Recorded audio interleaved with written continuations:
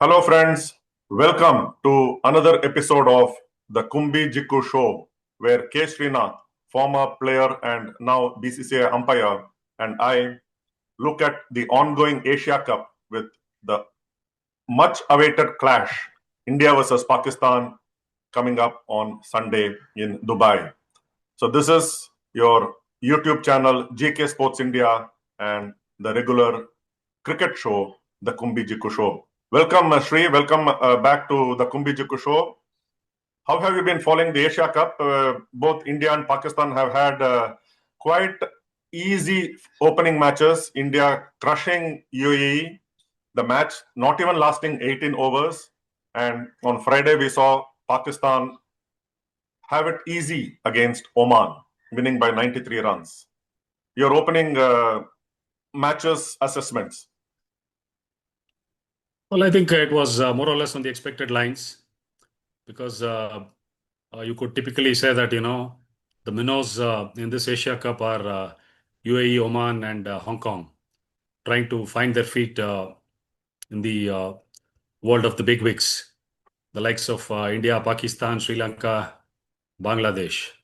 Yes, nothing much to harp about, and especially the India UAE game was a bit of a dampener. India choosing to bowl first. Bowled them out for a paltry score of 60, and the game got over under the power play. So the Indians were not tested to the hilt. Whereas Pakistan worked it the other way around. They wanted to have a hit in the middle and they batted first. They were a bit sluggish with the bat, adding also to the quality of the pitch. They managed to get 160. Of course, Pakistan always has had a history of having a very good fast bowling attack. They proved that, and again bowling out Oman under 70. So yes, no surprises, unexpected lines. The way the tournament has started. Touching upon the Pakistan bowling attack, we were surprised not to see Haris Rauf and Hassan Ali not in the playing 11 against Oman, but they had packed their side with a lot of spinners and they delivered. So you see this new look Pakistan giving India any challenge on Sunday? Always, Jiko, see, a much awaited clash is always India and Pakistan. We all know that since 2012, which was the last bilateral when Pakistan toured India, they played T20Is and they played ODIs.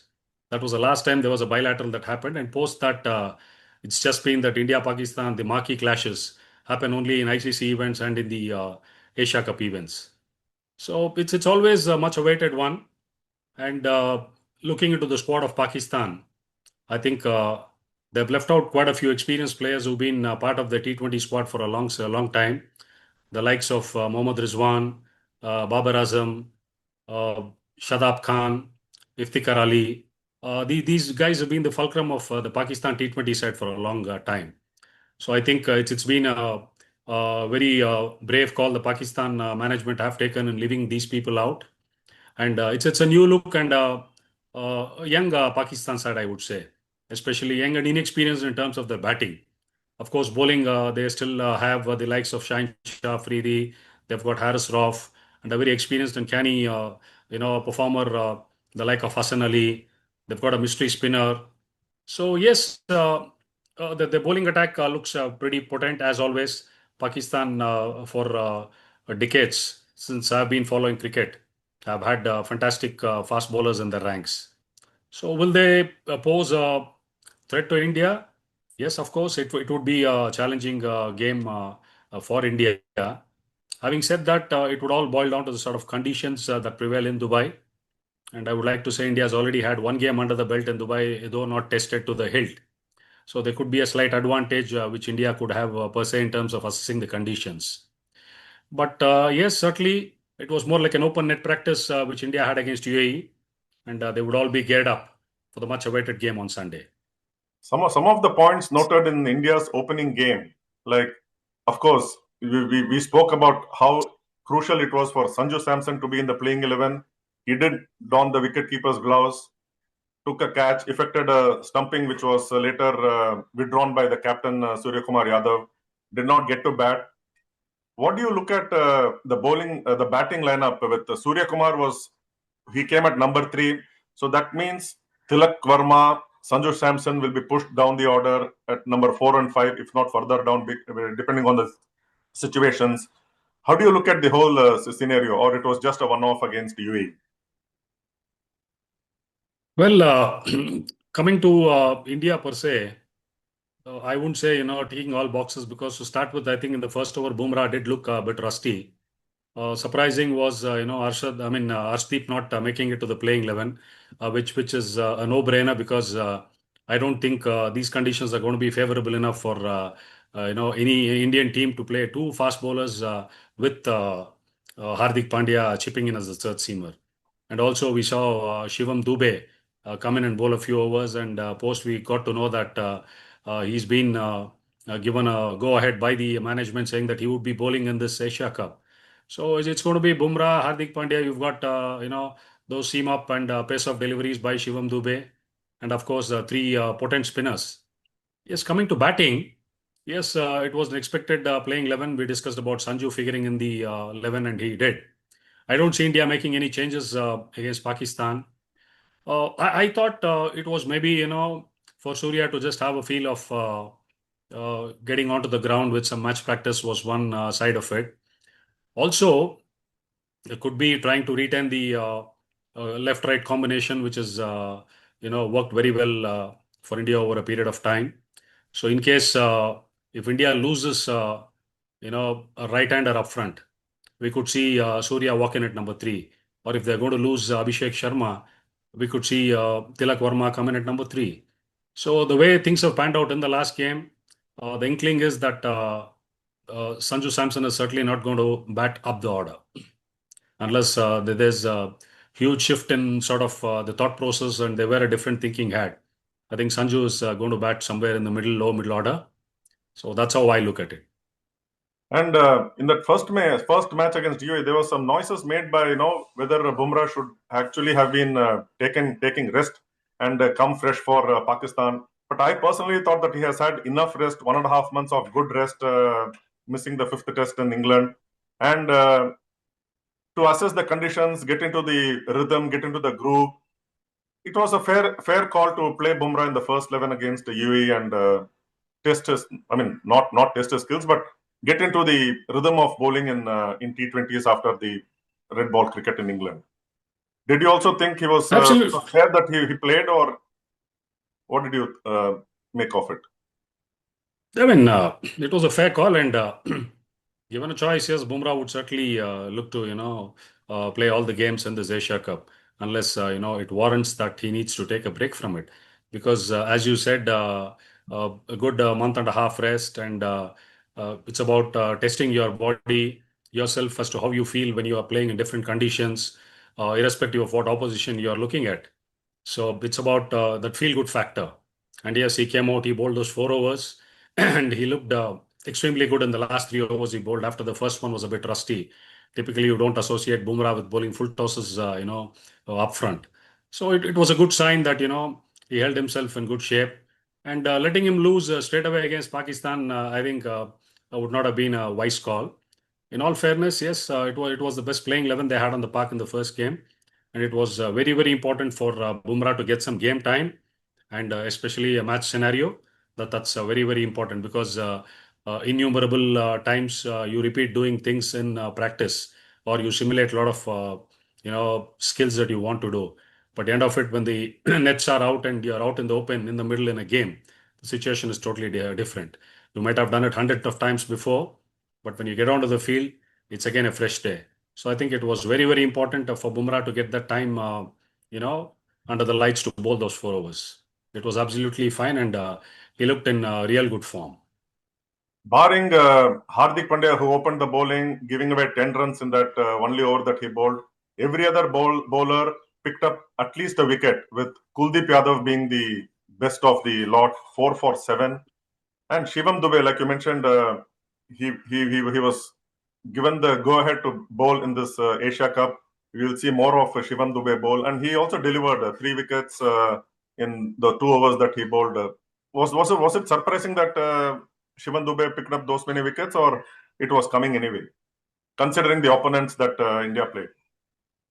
I think you can't be reading too much into the sort of performance with the ball. It was unexpected lines with the sort of side India is and being the number one side in world cricket today in T20s. You are expected to steamroll a side like UAE. Had India conceded in excess of 120 or 130, that could have been a bit worrisome. I think it was expected, and obviously, most of the teams across the world, the top sides have struggled to pick the likes of Varun Chakravarti and Kuldeep Yadav. Had Kuldeep and Varun not delivered, Hmm. then it was a sign of a bit of a worry for India. Most of the sides in this tournament, it could be Pakistan, it could be Bangladesh or Sri Lanka or even Afghanistan. They will find it difficult on the sluggish pitches, which are slightly on the slower side because of the excessive heat. They will not find it easy to pick, the likes of Kuldeep and Varun. As you mentioned, I would say, clinical performance is a bit too much of a word to use against a side like UAE, which India was expected to just roll over. But yes, they all looked in good rhythm, especially the three bowlers. All three of them had not had that much of cricket under the belt in the past couple of months because though Kuldeep was a part of the squad in England, he didn't have any match practice for him. The same with the likes of Varun and Akshar Patel. I mean, nothing to worry about Hardik, a seasoned campaigner, and it's about the big game. He's a big match player. So I think Indians ticked all boxes as far as the bowling department is concerned.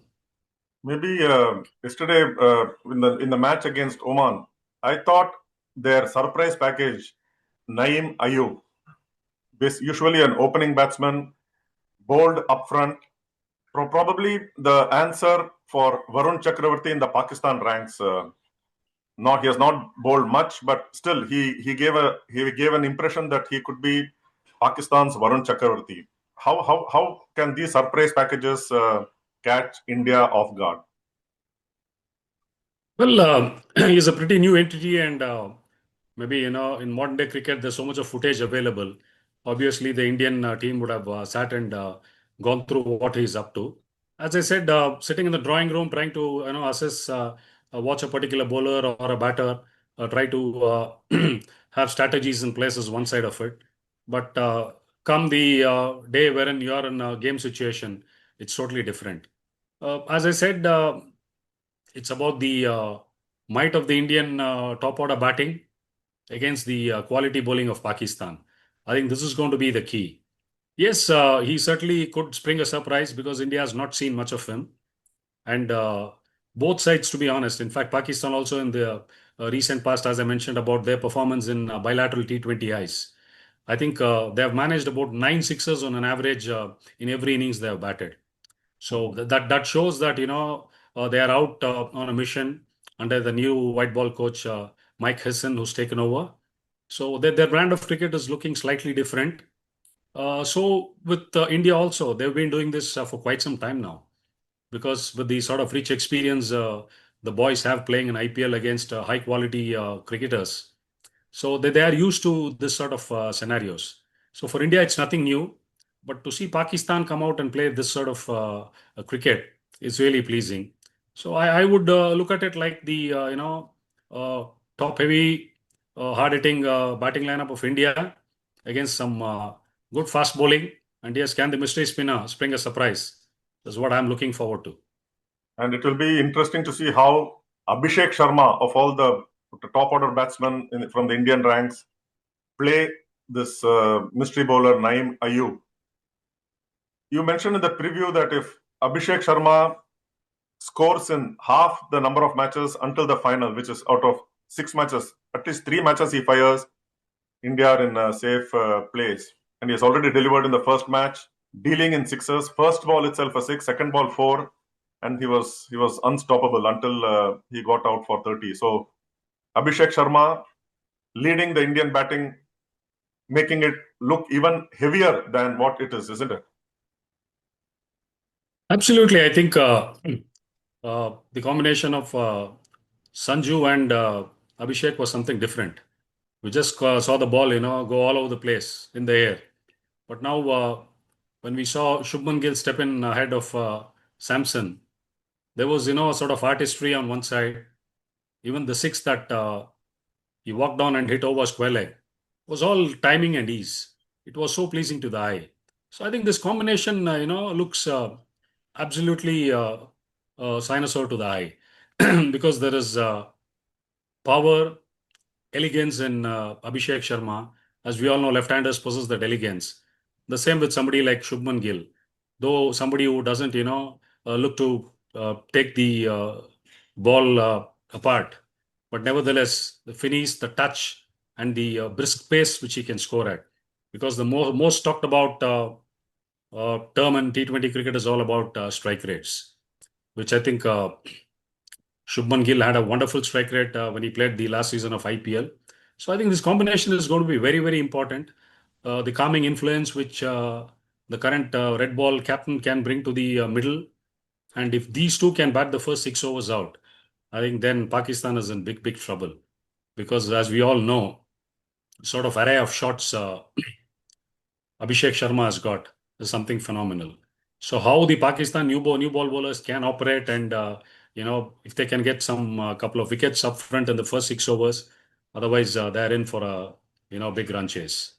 Maybe the old timers may be reminded of the Srikanth Gavaskar opening combination. Srikanth going bang bang on one end, and Gavaskar playing his usual style. But not to underestimate Gavaskar's one-day prowess. We all saw what he did against New Zealand in that World Cup, scoring his only ODI 100, but in a blazing form. So a mix of the Gavaskar, the calm Gavaskar, and the aggressive Gavaskar, plus the typical K Srinath style. India versus Pakistan. What does it mean to a common man? We see them like it has been happening only by nation tournaments that they play in. Are we seeing too much of this, and is it hype, or is it much required for the countries and the people of both the countries? I think sport, always the rivalry between India and Pakistan has been great. So with whatever undercurrent and turmoil politically we are looking at, so I think it's not wise enough for us to dwell on those issues.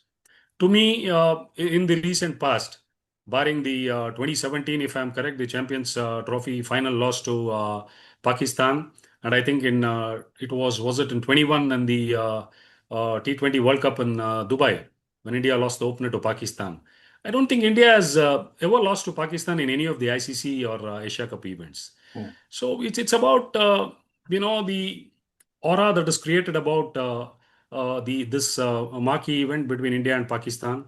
It's always been equated to a game always like India Pakistan game is bigger or as good as an Ashes series where England and Australia turn out.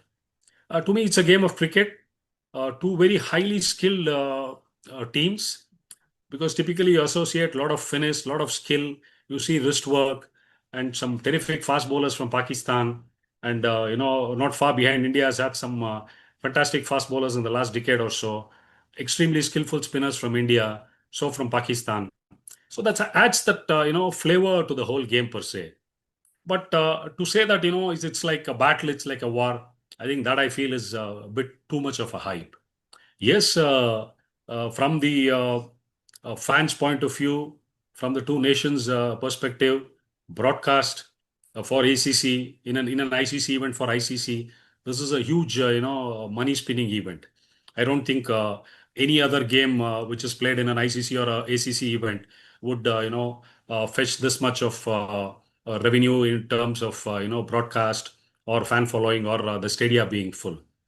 So to me, yes, always, it's a much awaited game for me when I see India and Pakistan play, because the sort of atmosphere that is there on the ground, it's electric, and most of the roads in the country are all shut, and it being a Sunday, it becomes a festive mood. Many of them, many of the families plan a get together.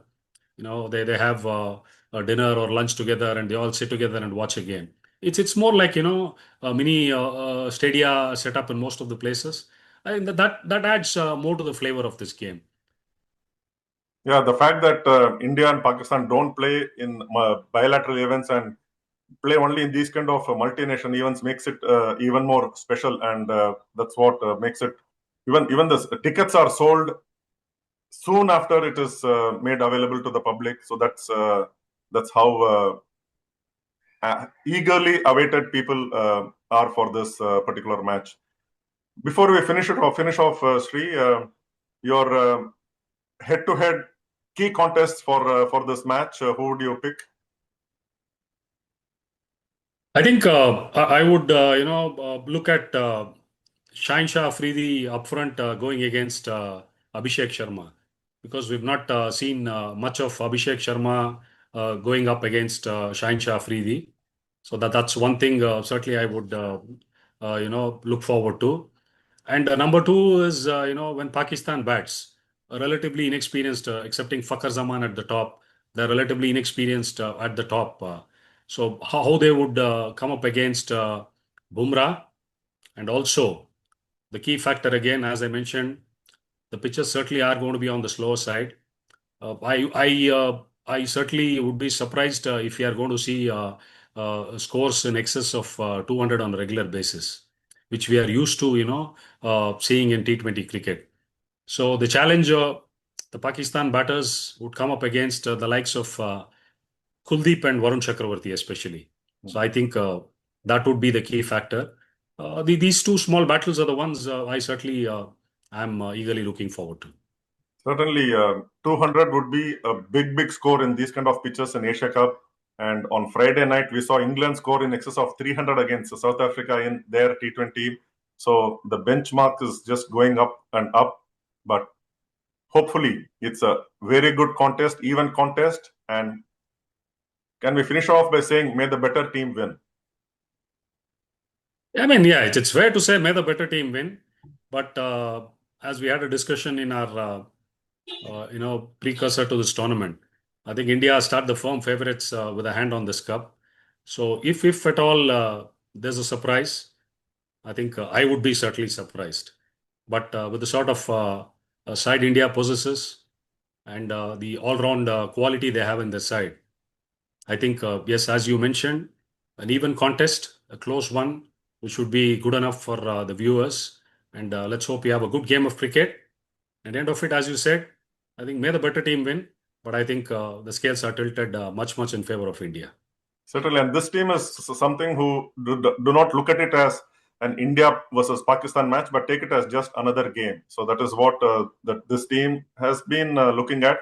So on that note, thank you very much for this fantastic views looking ahead to the India-Pakistan Asia Cup match on Sunday. Until next time, thank you, take care, bye-bye. Thank you, Sri. Thank you very much. Thank you.